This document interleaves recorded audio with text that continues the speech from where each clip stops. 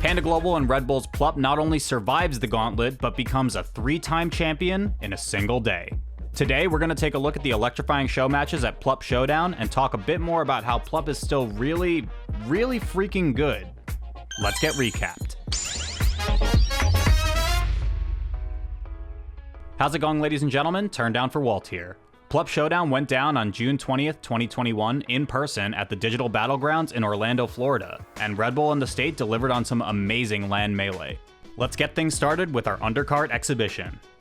Kicking off Plup Showdown was a clash between a pair of Central Florida hitters, PR Rank 3 Lad and PR Rank 8 Odie.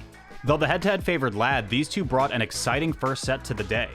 This of course wasn't the first time these two Floridians met in a bracket, but the question would be if an extended set length would favor one over the other.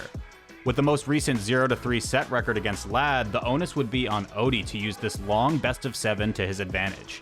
Game 1 Battlefield looks like Odie can take some momentum and run with it. Traded hit puts Lad on the board first, Odie answers back with 3 aggressive fares into the eventual edge guard, but not before taking some damage on the way out.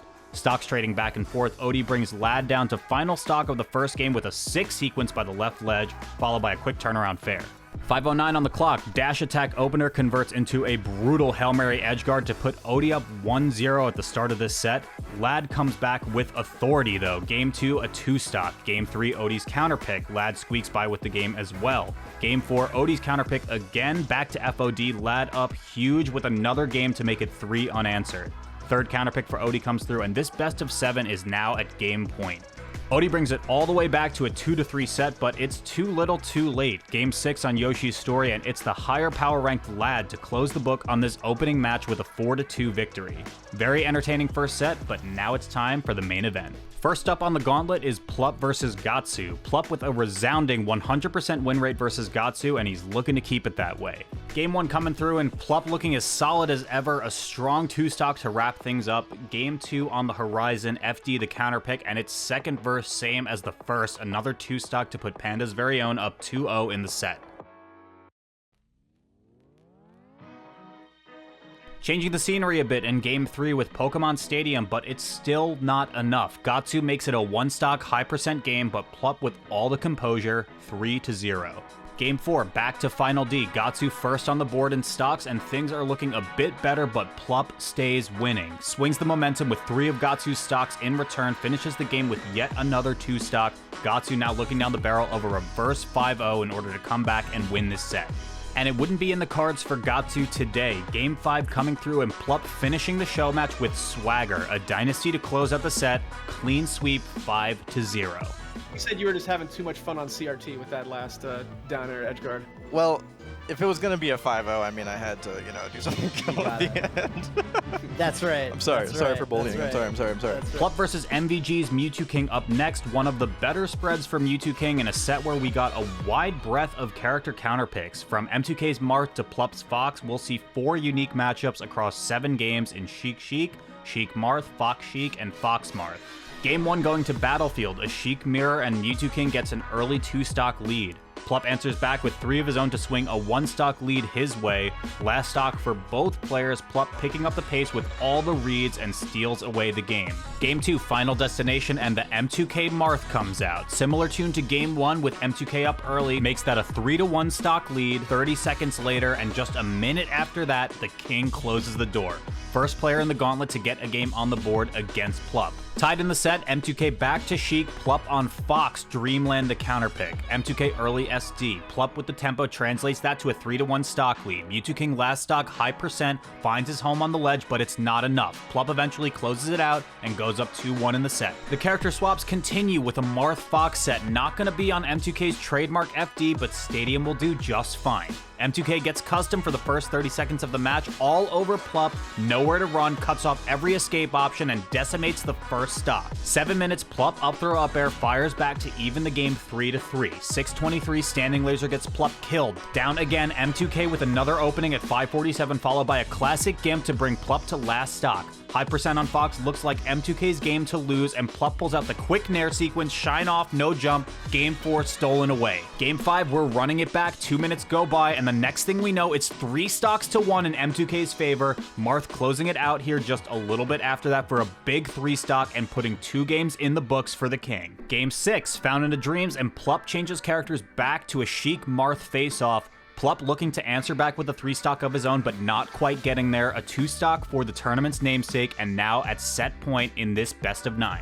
Mew2King back to Final D, both players stick to their guns. Seesaw of stocks going back and forth, doesn't matter if it's M2K or Plup striking first since the other is right behind on the reply stock. Down to 1-1, and Plup pressuring the corner will close this one out with a 5-2 set win. Incredible effort from Mew2King and a very entertaining set as well. I'm sure everyone was very pleased to see him back in action. I think everybody loves watching you play win or lose. I'm just saying that. So if you do like enter events people or online people stuff, expect me to be as good as I used to be, and I don't think they not do, with but they just wanna see not you with, play. with all the ultimate I've gotten. Right, I've gotten out of Chet? practice. I'm out of See, practice. Everybody's like saying, for some reason it's double, but everybody's like heart. Everybody loves watching you play no matter what.